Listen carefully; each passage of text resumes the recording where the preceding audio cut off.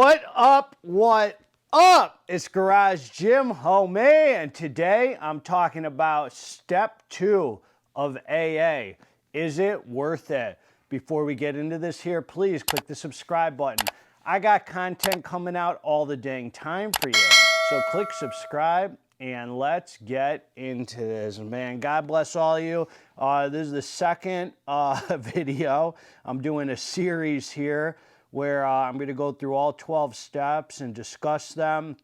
And so we're going to just talk about the book. And I might do another series down the road after that because there's so much to say about these steps. There's so much packed in here, man. So let's get right into this.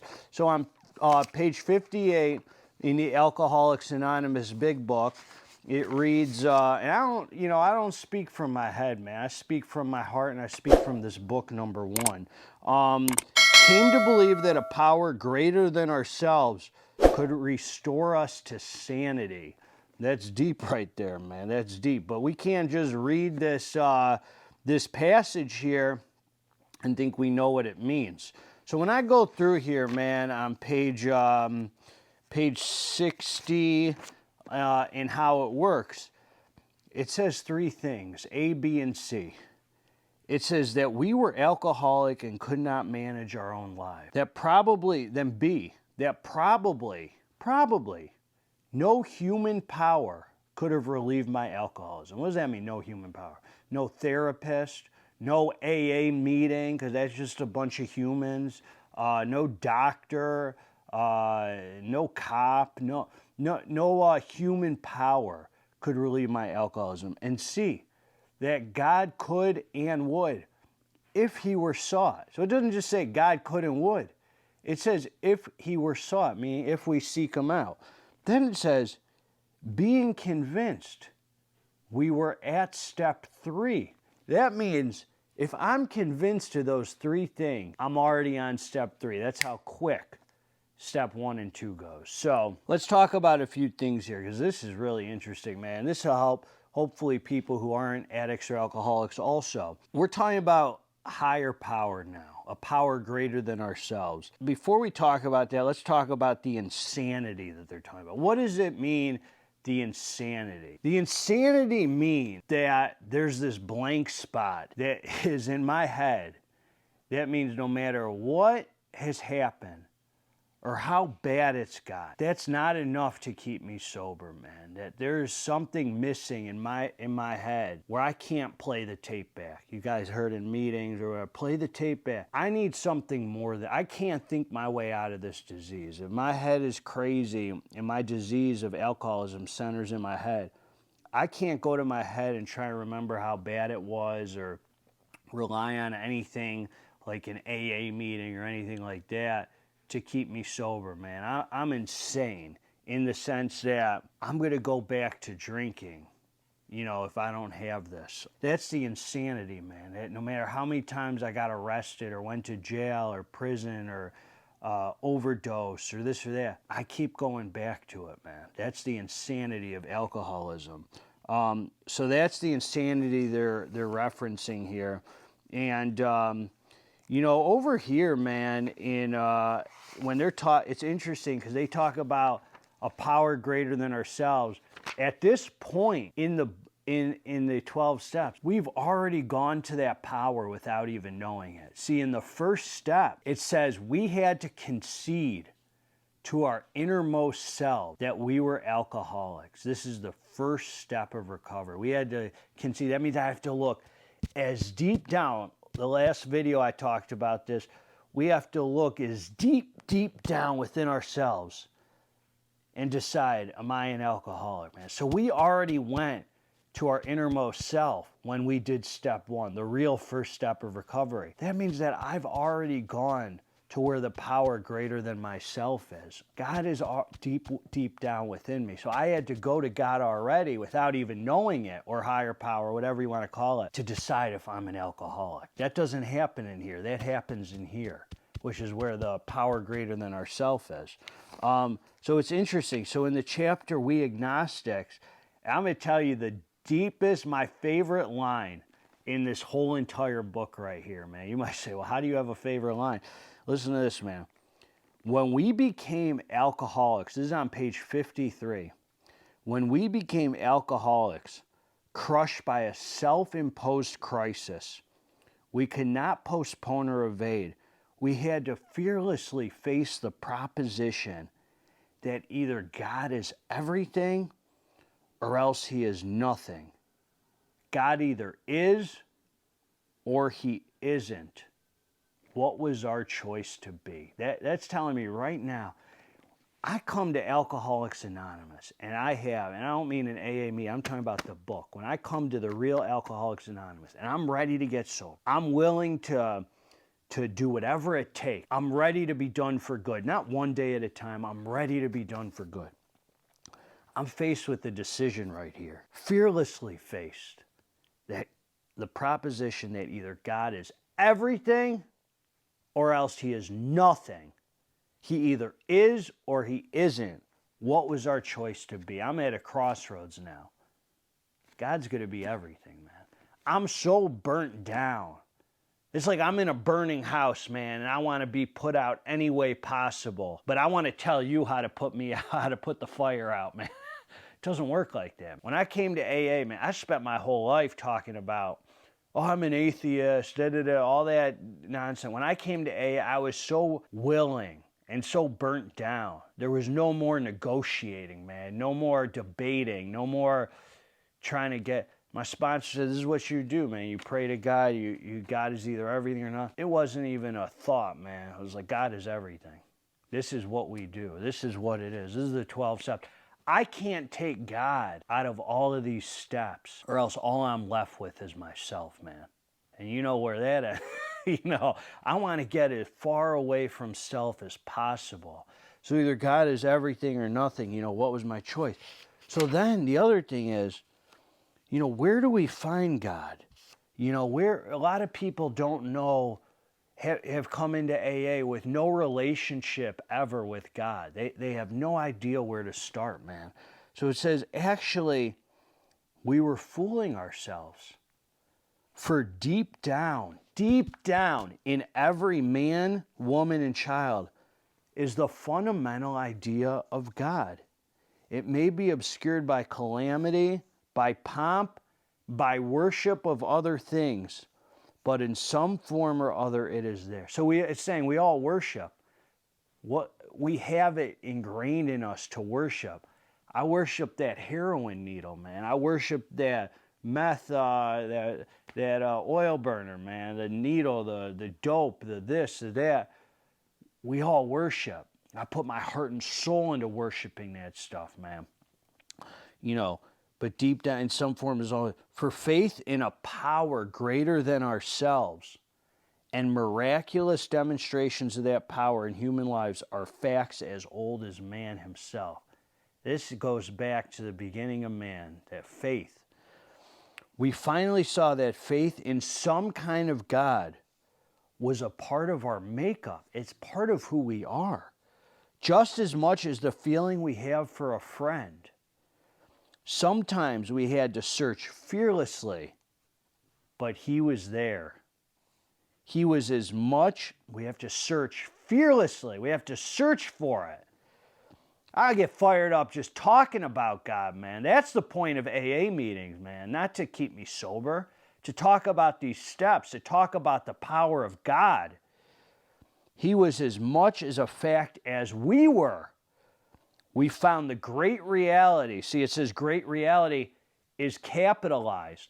Anytime they capitalize something in the book, they're talking about God, just so you know.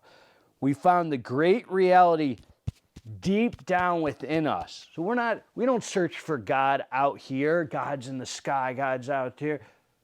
Deep down within us. This is where God is. Deep within myself, in my heart. Out of here and into here. The longest journey we'll ever take is about this far. Getting out of our head and getting into our heart. We found the great reality deep down within us. In the last analysis, it is only there that he may be found. It was so with us. God's been with me this whole time, man. He's gave me the willingness to come to AA, man. He gave me the willingness to get sober and do that. He's been there that whole time, man. don't look without, don't look out, man. Within, this is where we find him. We go to that quiet place. That's where he is. So this is the experience, man. So we can come up with our own concept of God. It can't be a lot of people talk out of the side of their neck. Oh, the light bulb can be your higher, the doorknob. How the heck is the doorknob going to keep me sober, man? And a lot of people who say, well, the AA meetings can be your higher power. No, they can't. You have to have a reliance that's always there. So what you're saying is that if there's not an AA meeting around, or that you're destined to get high, if that's God to you, and that's your only reliance is an AA meeting, which is just humans, you're saying that if there's no AA meeting right there, you're going to get high? I mean, it can't be that. It's got to be a power greater than ourselves that we find in here. I mean, this is what the book says. You can argue with me, but you're not going to argue with the book. And I'll tell you this, I've never once seen somebody show up to an AA meeting and throw their book on the table and say, my book relapsed last night. No, we relapse because we take the words out of here, the clear-cut, precise directions that we were given, and we change it, man. It's amazing. People come into AA and, oh, I'm willing to do whatever. I'm like, are you ready to be done for good? Are you willing to do whatever it takes? Yes, I am. As soon as we start talking about higher power, oh, well, not that. I can't. Okay, well, there's a way around it. Just don't do it. I have to come up with some concept of God. To me, it's following my heart, staying out of my head. I could build from there. I have to find some concept of God that I can go with, man. I have to be I have to have some willingness to come up with my own concept of what God means to me. And then I could do this, man. It's all about here. And then a lot of people in AA say, well, progress, not perfection. You heard that one. Progress, not perfection, Well, that's not what the book says. The book says, it said, my friend had emphasized, see, a lot of sayings in AA, man, people talking out of the side of here. See, people in AA, there's enough one-liners in AA to kill us all. Just remember that, man. A lot, one day at a time, progress, all this stuff that doesn't come out of the book. It comes out of people's necks, side of their necks at a meeting. And listen to this, man. It says, faith without works was dead, he said. And how appallingly true for the alcoholic. For if an alcoholic failed to perfect and enlarge his spiritual life through work and self-sacrifice for others, he could not survive the certain trials and low spots ahead. If he did not work, he would surely drink again, and if he drank, he would surely die. Then faith would be dead indeed. With us, it is just like that. For if an alcoholic failed to perfect, to strive to make it perfect and enlarge his spiritual life through work and self-sacrifice for others, he would drink again and he would die. It's telling us not progress, not perfection. We have to perfect our spiritual life or we'll die. That's how serious it is. Why wouldn't I perfect my spirit? I perfected getting high. I made it perfect when I shot dope, smoked meth, rolled blunts of weed, sold dope. I had to make it perfect. Why would I do anything less than that with this, with my recovery, with my spirituality? Why would I make it less than striving for perfection, to perfect it? Why? I'm going to put more effort into getting high than I am to this? I perfected getting high. I got to perfect this now. And I just want to say, everything about AA, it's so simple, and I'm going to wrap it up here. It's all about relying on God. The only thing that I have in between the only thing that I have in between me and another drink or drug is my relationship with God.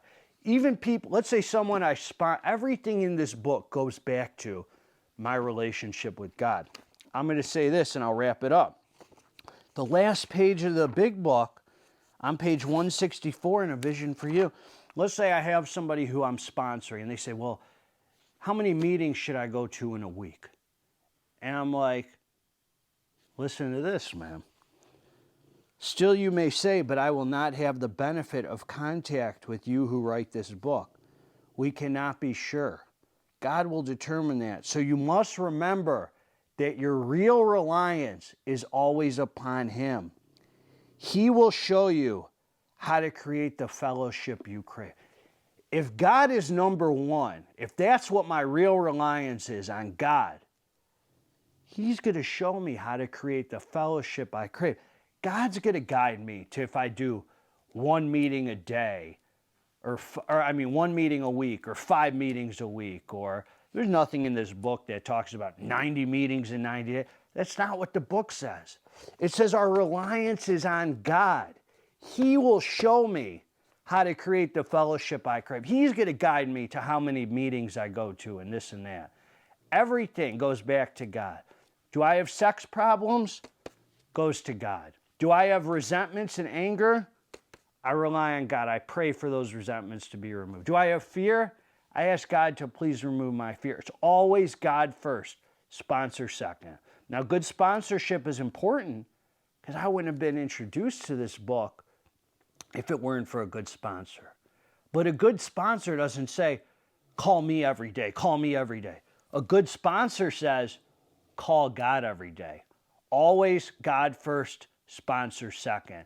Our job as sponsors is to help our sponsees form a relationship with God that they rely on, not rely on me. I could get high tomorrow. That means my sponsee, he's relying on me, he's screwed? No. God first, sponsor second. God bless all you. Together, let's get this dang muscle. I'm out.